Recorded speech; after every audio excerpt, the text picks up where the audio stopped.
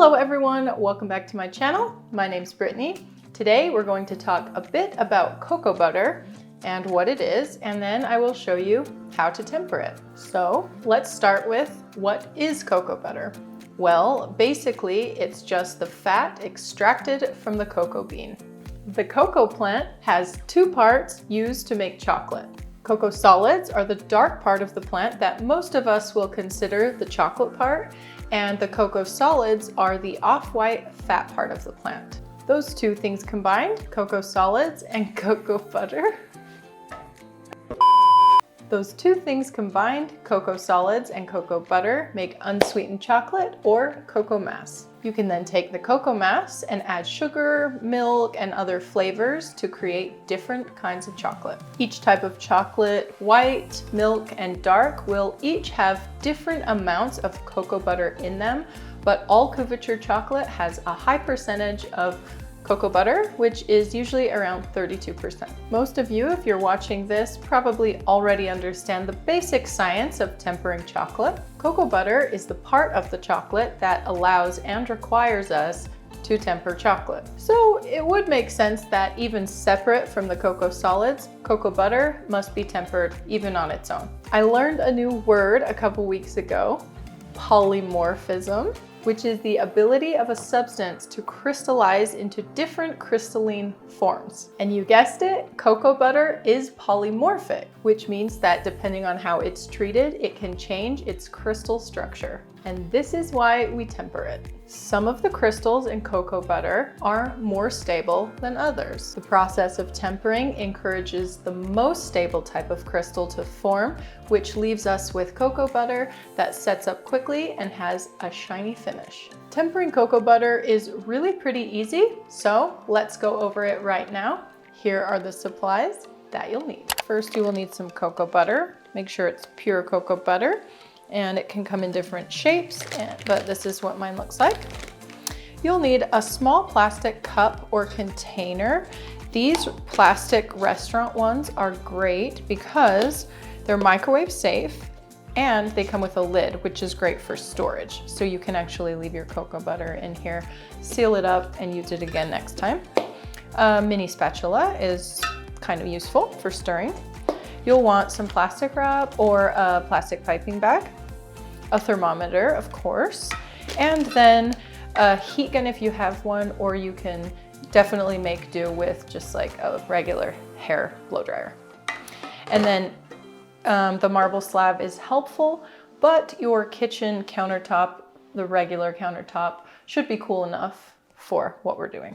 Before I demonstrate tempering the cocoa butter, I'll give you an outline of the process. Just like chocolate, cocoa butter has a tempering chart. So the first step will be to warm it to the top temperature, which is 45 to 55 degrees Celsius. And with cocoa butter, you can actually do this with direct heat on the stove, or you can use a microwave or a heat gun. Next, we'll cool the cocoa butter down to 27 degrees Celsius. Once again, there's a couple different options here. You can use an ice water bath, but be sure to be careful not to get any water into the cocoa butter. If you're patient and your room temperature is cool enough, you can just stir the cocoa butter until it cools down. You can use the help of the fridge or freezer by popping it in and stirring it, popping it in, stirring it until you cool it down. Or you can use a bit of a modified table method, as in the table tempering method, which is where you spread it out on a cool marble slab. But because cocoa butter is super runny when it's melted, you might want to contain it. So that's why it's modified. You can pour it on top of a sheet of plastic wrap and just move it around until it cools down. Or you can put it into a piping bag with the tip still on, not cut off, and kind of roll it around and move it on the surface area of the cool marble slab to help cool it down. Then the third step is to bring it back up to its working temperature, which is 28 to 30 degrees Celsius. And you can do this in the microwave or over the stove again, but it's going to heat up really quickly. So really the best option here is a heat gun. If you don't have a heat gun, you can just use a blow dryer. So the first step is to melt and heat up the cocoa butter to between 45 and 55 degrees Celsius. So I'm just pouring a bit of the cocoa butter buttons into the plastic container. And the method that I'm going to use is the microwave because it's really fast and easy. And similar to how I would normally warm any other chocolate up in the microwave, I'm going to do it for 30 seconds at a time, stirring in between. Once it gets closer to being melted, I will shorten my increments and begin checking the temperature. So as you can see, after 30 seconds, there's not much of a change, but I'm going to give it a stir anyway, just to make sure that the heat's distributing evenly as I'm warming it. After 30 more seconds, you'll start to see some melted cocoa butter in the bottom.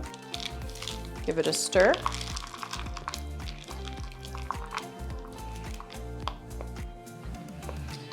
And because I'll be using the marble to cool down the cocoa butter, I'm just going to kind of only use this side and designate this side, just because when I set it down, I don't want to warm up the area.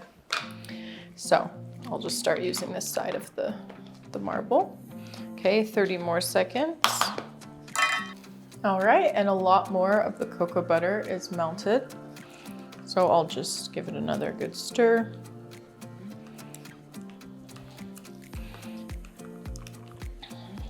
And just for reference, I'll measure the temperature in case you're curious. And it says 32.8 degrees Celsius. So this time I only left it in for 15 seconds.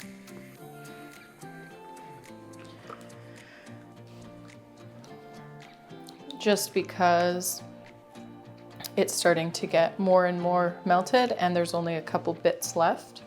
So we'll really watch the temperature now.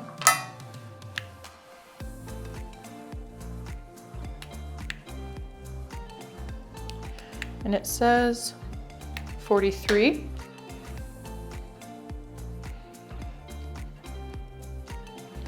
So I'm aiming for the middle of the range between 45 and 55, so I'll just try to get it up to 50. Okay, this time I pulled it out after just 10 seconds.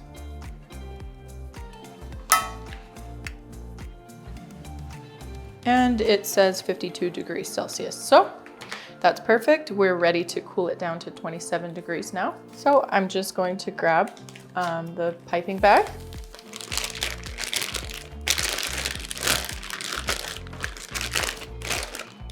I just pour it right in. Like this.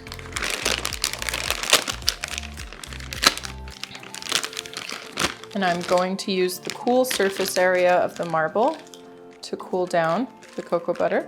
So I just kind of fold an edge up like this and hold it up as I move the cocoa butter. And it's also important to move the cocoa butter around as it cools because movement and agitation also encourages the stable crystals to form. So it's part of the process of the tempering is movement.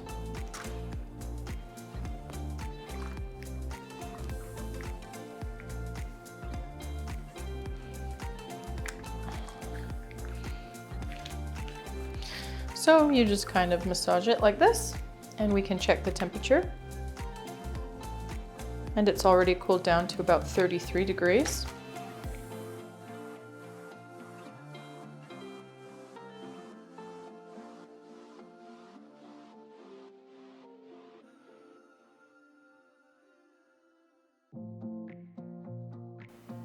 And it's at 29.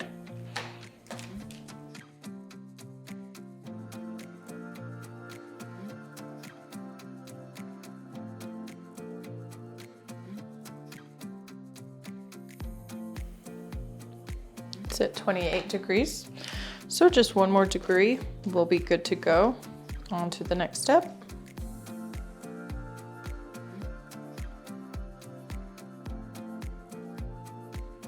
It's 27.321. It's going back and forth between 0.1 and 0.2, but it's at, basically it's at 27 degrees, so Measure it one more time. Yeah, now it says 26.7, so it's there. And I'm just going to tilt the bag and pour it back out like this. And I'll fold it and just get every last bit I can out. Like this.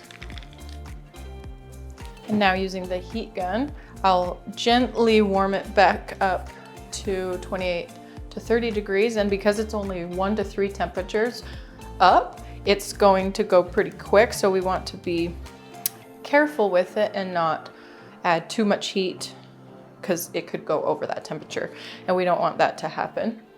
So I'm going to hold the heat gun probably 5 to 6 inches away, and I'm just going to keep it on low.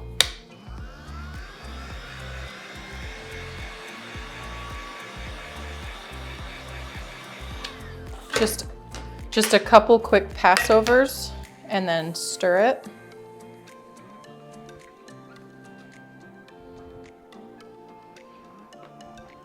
Then measure. Okay, it's not there yet.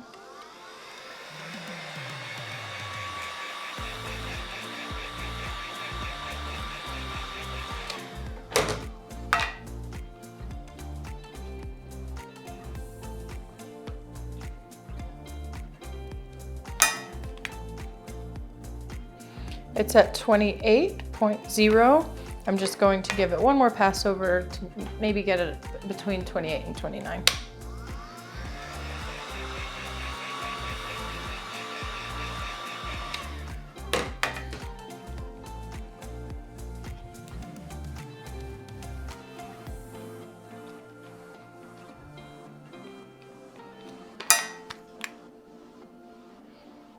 And it's at 29.8, which is great. We're still in the range. So now it's time for a temper test.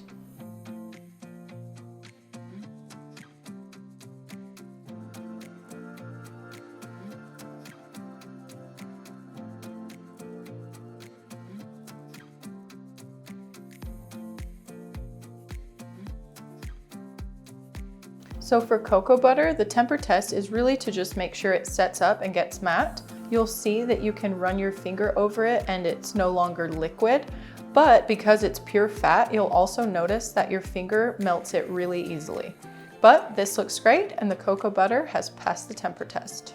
Now, once you're finished using your tempered cocoa butter, all you need to do is put the lid on the container to seal it and protect it from moisture. The cocoa butter will set up inside the container, and the next time you want to use it, you'll just retemper it in the exact same way we did today. All right, guys, I hope that you enjoyed today's video and that you learned something new. If you did, please let me know by leaving me a comment and liking the video down below. It helps me out a lot. If you haven't subscribed to my channel yet, today's the day. If you'd like to see more videos all about chocolate, just check out one of these thumbnails. Thanks so much for watching today. I'll see you soon. Bye.